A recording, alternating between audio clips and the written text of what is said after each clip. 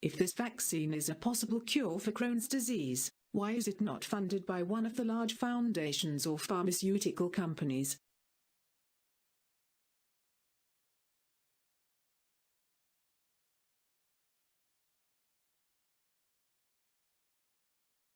Foundations have very strict guidelines, and require absolute adherence to all of them for a proposal to be considered.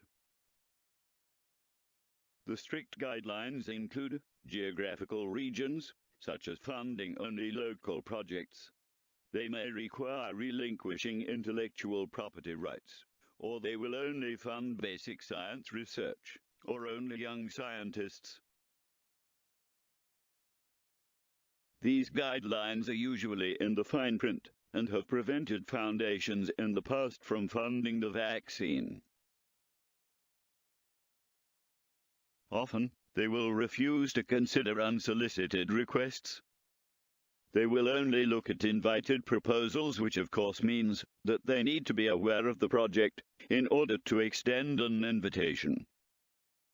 Pharmaceutical companies almost always wait until phases 1 and 2 are completed before they consider funding the project. This move from the lab bench to the bedside is problematic.